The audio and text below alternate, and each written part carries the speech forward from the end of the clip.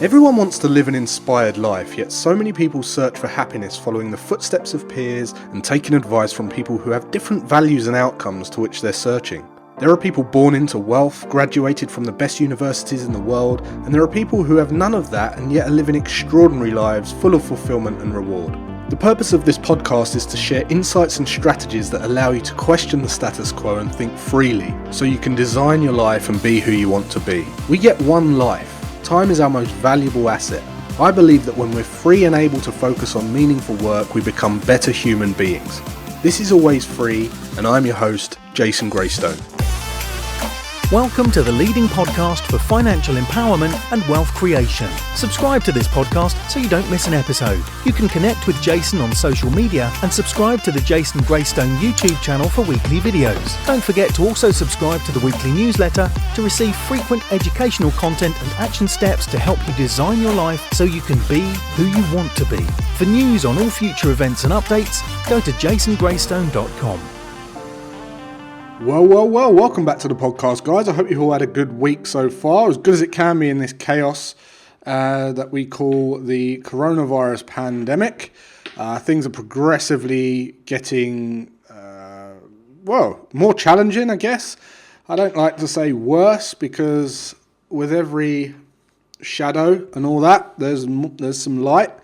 And, although the news neglect to tell you about all of the positives and the enhancements we've made in pharmaceuticals and research and sociology and all the rest of it. They don't tell you that; they just tell you the rubbish. Anyway, lots and lots going on. It's going crazy over here. So I want to talk about quite a bit of stuff today.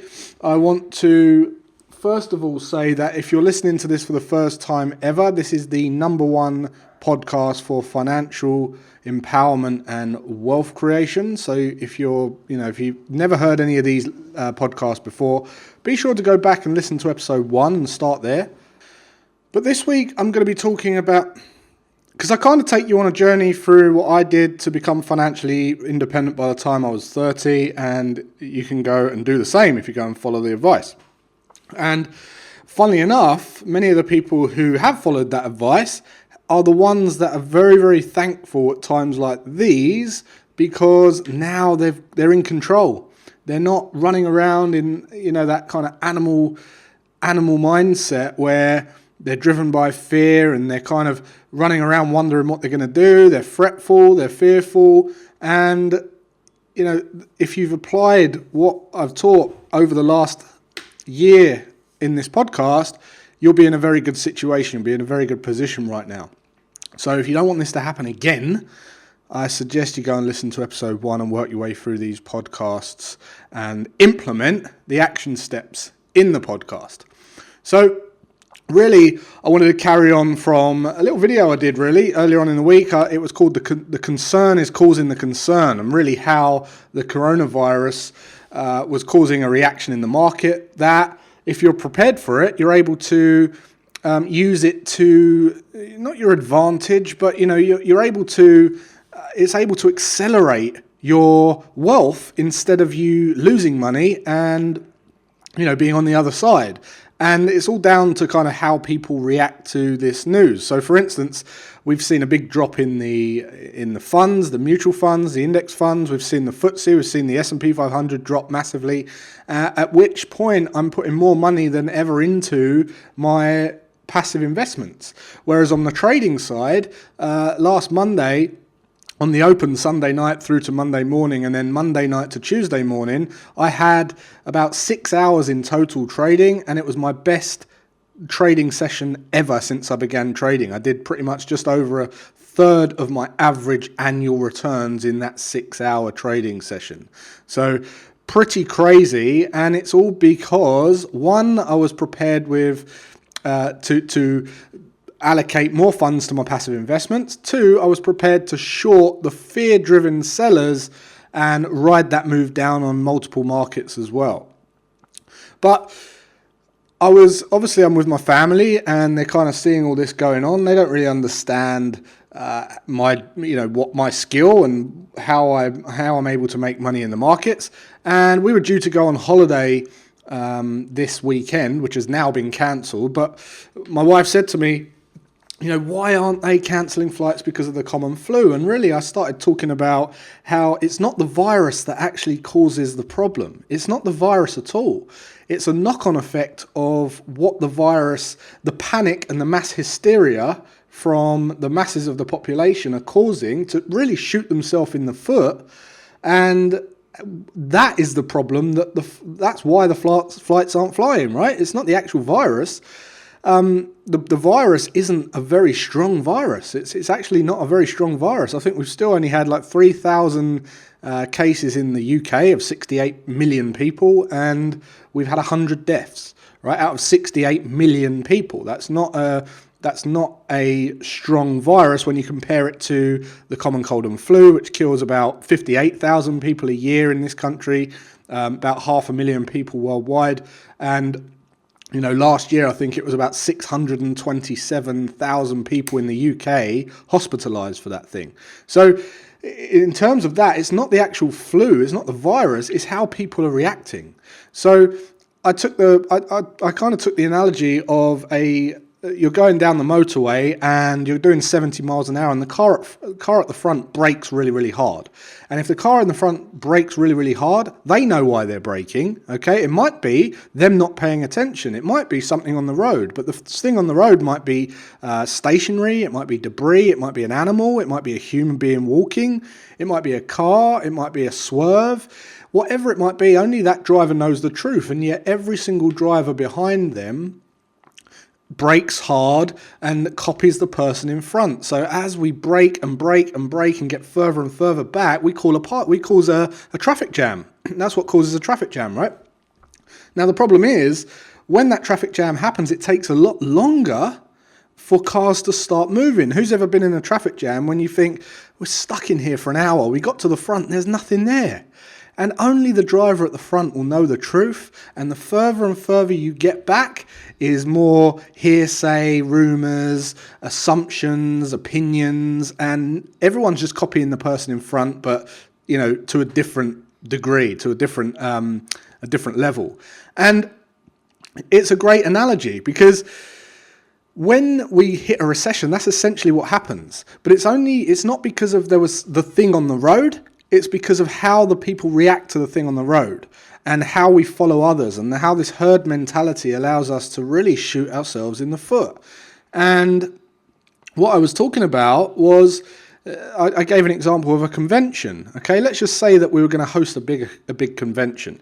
Now, the convention we were meant to be hosting in April, which is called the Trader Vault, we've had to move now to October, but this is what happens, right? The convention, people say, I don't want to come to the convention because there's going to be a lot of people there. I'm fearful of coming to the convention. The virus isn't at the convention, by the way, but someone makes a decision to say, I'm not coming. Then the next person says, I'm not coming. The next person says, I'm not coming either. They're not coming either. Oh, if they're not going, we're not going. And the convention center or the hotel that hosts it says, look, we're going to have to refund your money, or we can't open the hotel because there's not enough people coming to this thing. We can't fill the room.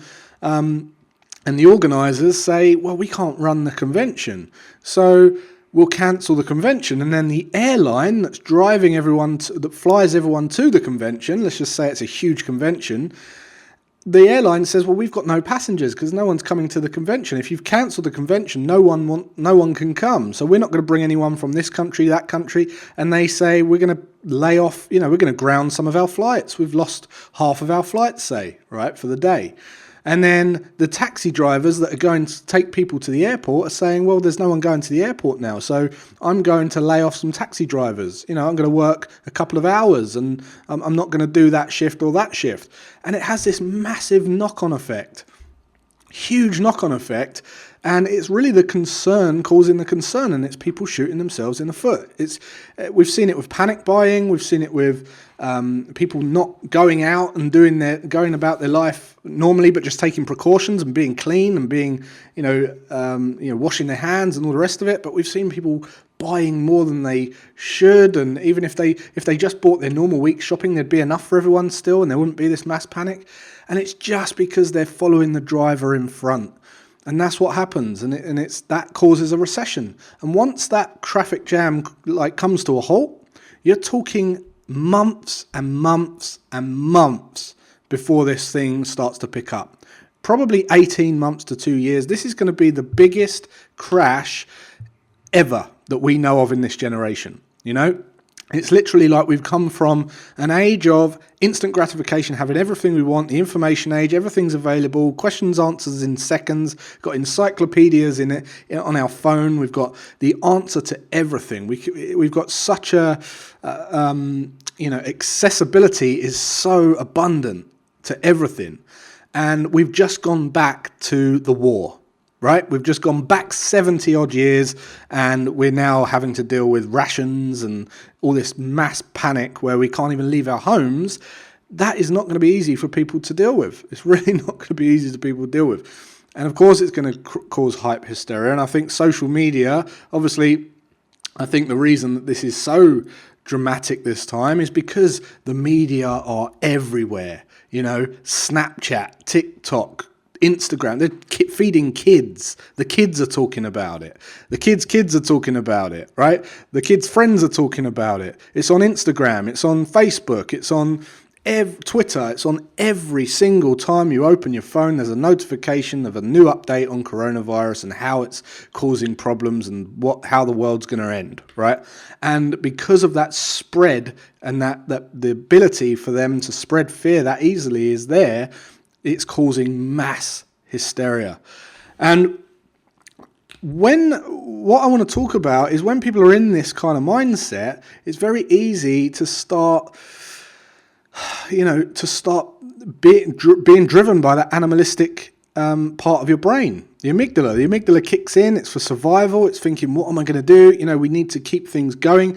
And instead of seeing it as an opportunity to reevaluate your situation and think, actually, I don't want this to happen again. I want to prepare for the next time this happens. I want to make sure that I'm evolving and moving forward. Instead, people think closer to home. And it's like they bury their head in the sand and say, I just want to get this working. If I can just see this through, I'm going to be all right. And that's not always a great plan, because what I've seen recently is the government, right? They're giving out loans. They're giving out loans to businesses, like £60,000 loans. And those loans are going to be taken up by people who can't see 2 feet in front of their face. So they're going to be grabbing the money. And what they're going to do is try and fight fire with fire. They're going to go back to their old way, try and get what they're already doing working, because that's what they know, to quickly get a quick buck. And guess what? If this happens again, they're going to be in the same situation. They're going to be saying it's in the same situation. This is a force of evolution. This is telling everyone you need to adapt, you need to grow. And what the government are also doing is offering deferred tax. So I see a massive problem here. I don't know about everyone else, but imagine the government as a company, and we're in this time of need where the economy is taking a dip, right? Imagine your company lending out money right now, worst time to lend money, and secondly, you're saying, don't bother paying our invoices for the next few months because, we'll just delay it for you. So cash flow becomes a huge problem. So the government are not only lending money, but they're also saying, don't bother paying us. They're deferring tax. Everyone's got the option to defer tax now. Now, that's going to attract the people that really are desperate and really, really need it, but they're not the ones that are going to innovate. So this is what's going to happen. One of the things I've seen happen recently is lots and lots of firms are forced, probably something they should have done ages ago, but now all of a sudden they've been forced to do it. They're pushing all their workers to work remotely from home. And what I think is going to happen is when you get big law firms and big firms that didn't think that was even possible but are now making it work, right? They're now going to think, why didn't we do this ages ago? And they're going to go, this is so much more profitable. We don't have to pay £50 a square foot for this office in Mayfair. We've got people being more productive because they're working from home. They don't have to get deflated by that 2-hour commute every day to and from. We've got people who are energetic. They're doing more for the business. It's so much more efficient. It's so much more cheaper for the business. And it's making people more loyal. And, what they're going to do is they're going to go, we don't actually need all this office space. So what we're going to do is we're going to see a load of office commercial buildings. Landlords who are doing fit outs and refurbishments for tenants are going to go, hold that thought. I've just had 3, 4, 5, 6, 7 tenants drop out on me. I'm not going to spend my money refurbishing this business. How about we just leave that? And the people that are going to get loans are the ones that are going to go and be working on those projects. So they're going to get a loan and deferring the tax, and then they're going to get their little business working, go and work in the office building to do the refurbishment, and the landlord's going to say, we're not doing that refurbishment anymore. And now the company that goes in to do the refurbishment has been laid off. They've now got the same problems, but with debt, which they owe us in the form of a loan, and debt which they own in form of tax, deferred tax, because they went and spent that as well, thinking that they would get it back on a building that now is no longer required. So on top of that, I was looking into the baby boomers. Now, the baby boomers are one of the largest generations, or they are the largest generation. Basically, after the war, everyone came home, did a bit of hoo-ha, and we had the massive boom in the population. The UK, the baby boomers make up for about 23% of the country. In the US, they make up for about 27% of the country. So between the US and the UK, that's 50% of the population in those two countries. Okay, and what that means is that is a huge. If you imagine a snake that's eaten a goat, and you see the goat going through the snake's body, that's how the baby boomers have moved through. It's such a big portion. It's such an obvious, gleaming portion of the population moving through time.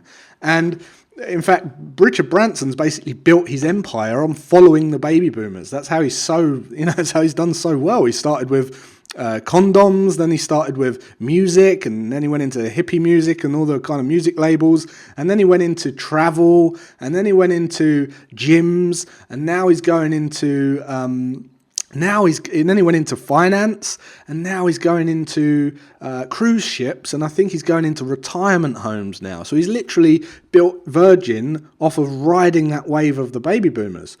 And now they're coming through to the end. What does it mean when 50% of the US and the UK are baby boomers? Well, also, 80% of the baby boomers are millionaires. And what does that mean? Well, they're millionaires they're equity millionaires. So it's either in business or property.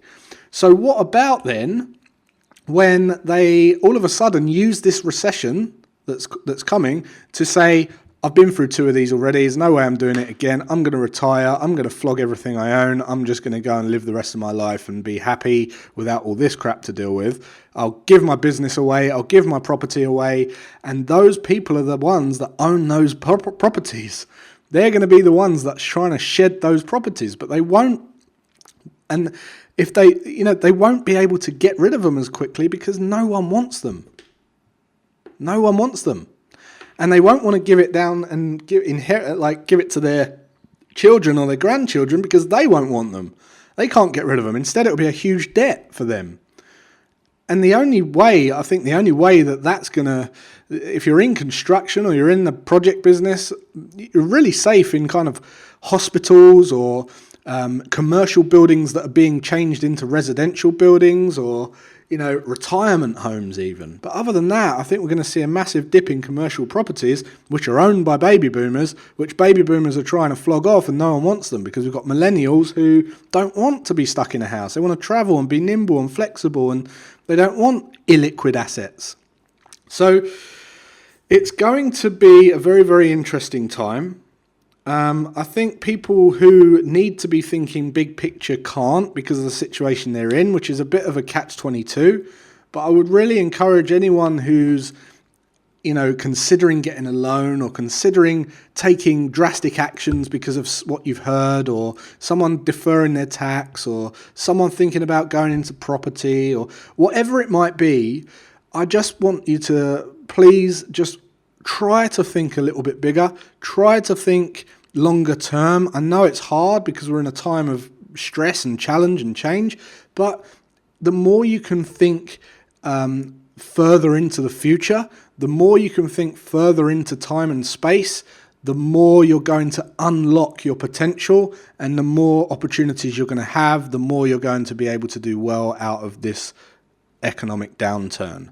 I know that is a lot, and I know I ranted on a lot there, but I had a lot on my mind. This has been getting progressively, it's unfolding very, very fast over the last week, and I just wanted to share some thoughts with you, really. I guess there's not really any action steps other than if you're thinking about how to get out of this hole, focus on how you can serve people, right? We've had a massive boom in Zoom technology because everyone's at home doing remote meetings. We've had the Netflix subscriptions go up. We've had more people than ever scrolling through social media.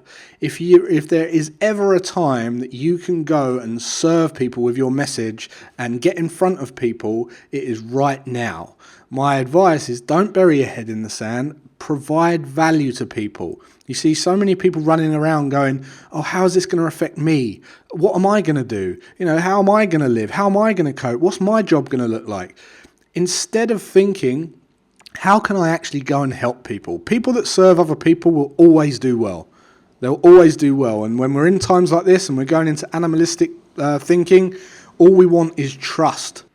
We're going to want to give our money and our attention to people we know, like, and trust. And if you're there and you're showing up and you're serving people, you're going to do all right out of this, okay? The key is to not stop. Don't give up. Keep showing up. Keep serving people and keep providing value. And then, obviously, when it comes down to money, one of the key things you can do is literally focus on saving up that cash cushion. 3 to 6 months living expenses. I said it probably in episode 1 of this podcast, which was a year ago. And the amount of people that have said, if it wasn't for that, I would be in a much worse situation right now. But thank God that I saved that. Because it's allowing me to ride this through, and I'm not going to have to shut down my business. I'm not going to have to shut down my, change my lifestyle. I'm just going to ride it through. So learn to get that in place. Learn to automate your banking if you need to. If you need more advice on this, go and listen to episode 1 and right the way through this podcast. Go and binge on this podcast over the next few days. And if you're interested in learning more about this, you can join the Facebook group, okay? www.tearsoffreedom.com/mastermind, and you'll be accepted into that Facebook group sooner. There's a little waiting list, but you'll be accepted in eventually. So that's it for this week, guys. I hope you enjoyed it. Please share this with anyone you think it's going to be valuable to. And until then, have a great rest of your day and weekend, and I'll see you then.